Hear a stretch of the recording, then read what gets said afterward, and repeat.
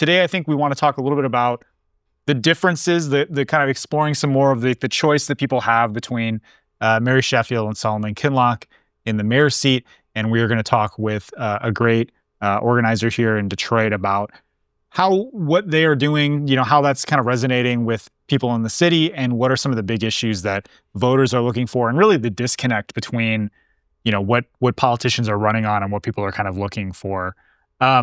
Just some table setting. I was a little surprised by the outcome in that I didn't think Mary Sheffield was going to have such a big lead. She won 51% of the primary vote. She won the vast majority of voting precincts in the city. She could become Detroit's first woman mayor if she beats Solomon Kinloch Jr., who finished second with 17% of the vote, edging out Santil Jenkins, although she gave him quite a fight at the end there. He has positioned himself, the leader of Triumph's Church has positioned himself as a grassroots, working class champion. They know there's some ground to make up, but it seems like they're trying to occupy more of an outsider lane in this race.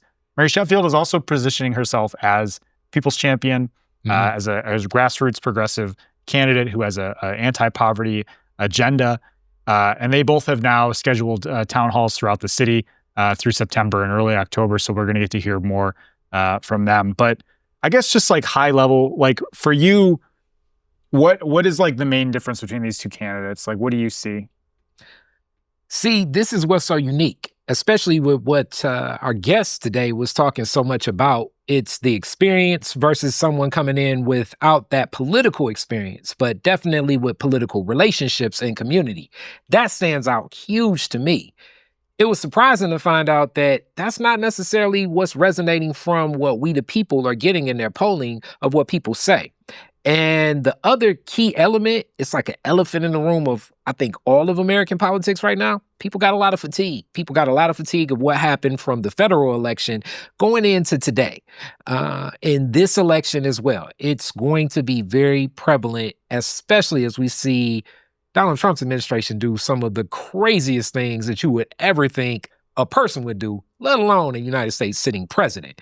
And that reverberates with a lot of the voters. So when I think about the differences, it's to experience what I think. When I think a lot of the people, what they're talking about in the difference, Mary Sheffield is more of a known name to a lot of people that work in community that are not connected to the church. Triumph has a huge footprint when we think of the faith-based community throughout the city of Detroit and really Metro Detroit.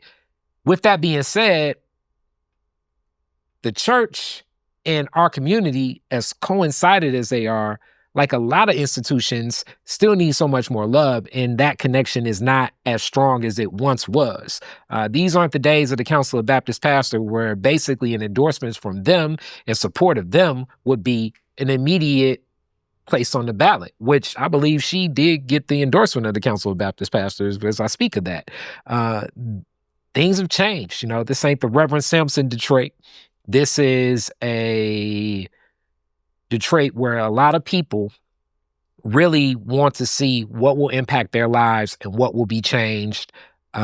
We're seeing a lot of people just like disconnecting from a lot of things, not just necessarily voting, but so many other institutions when it comes to community itself.